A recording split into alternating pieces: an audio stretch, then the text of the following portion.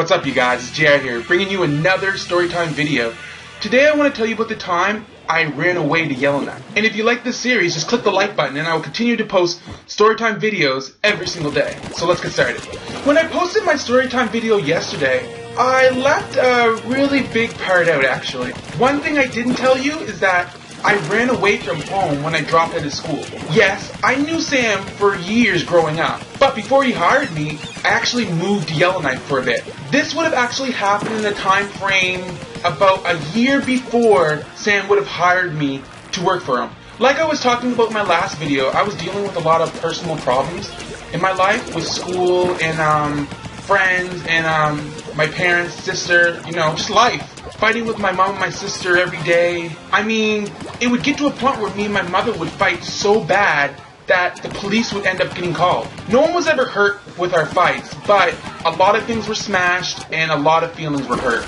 It started to get to a point where I didn't want to live with my mom anymore. I even ended up staying with my friend for about a week because my mom kicked me out. So with fighting and school and even being kicked out of my house when I didn't know when it was going to happen, any fight could set anything off. So it was worrisome. So it was a little scary. I knew this woman growing up. Her name was Wendy. She is probably one of the nicest people you will ever meet in your life. When we were young, she would actually drive us to church every Sunday. One thing we hated to do was go to Sunday school because of the people who worked there. The black community at the church came off really mean and negative to me during this time. I remember a lot of kids growing up would talk about how they hated going to the church. There were even rumors that they wanted to kick Wendy out of the church just because she was white.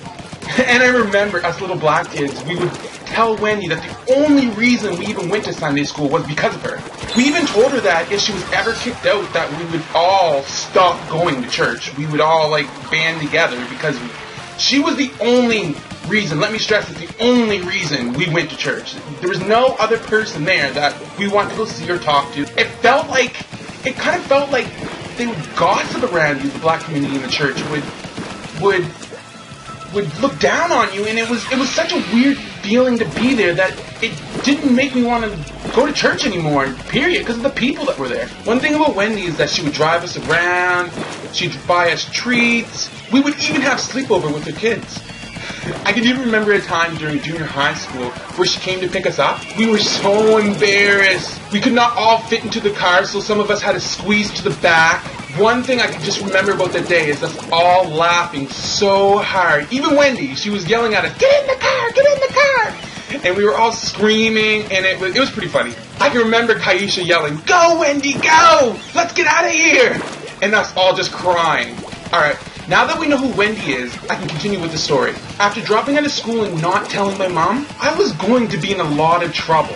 I could only lie so much before she could find out the truth. I mean, I wasn't going to be able to show her my diploma for grade 12. So I started to panic. During this time, I started talking to Wendy on Facebook, catching up with her, how she's been, how her kids been. I found out that she moved back to her hometown of Yellowknife. We talked about my life and school and everything else and how I just wanted to get away from Halifax. And out of nowhere, she offered me a plane ticket to Yellowknife and even a place to stay. I couldn't believe it.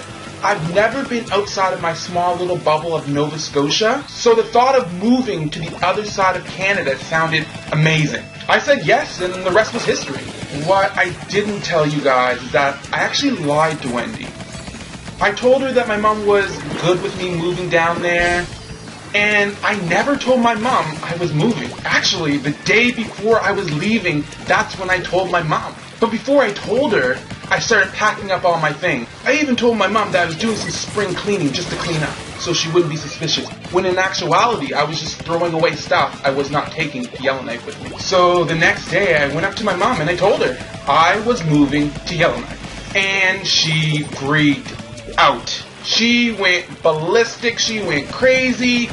It was a mess. She didn't want me to move at all. And this was probably one of our bigger fights that we've ever had. It ended with her kicking me out of the house and me flying to Yellowknife the next day. I was really excited, even after everything that has happened. So 3 planes later, I was in Yellowknife. But the problem is my heart sank when we landed.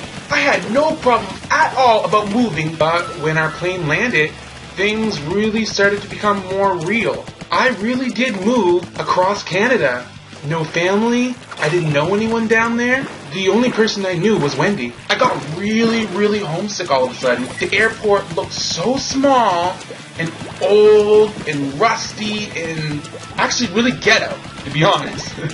If someone told me that this was the first airport ever made in Canada, I would have believed them. I hated living in a small town growing up. And the fact that this town looked even smaller scared me. What the hell did I get myself into? I need to find a way back home now.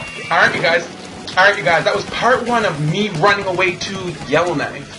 I wasn't able to fit it all into one video, so tomorrow I'll be posting part 2. It gets a bit crazy. But if you would like to watch more Storytime videos, just click that like button, and I will continuously post videos every single day. Thanks for watching, you guys. Bye. I'll see you tomorrow. Yeah.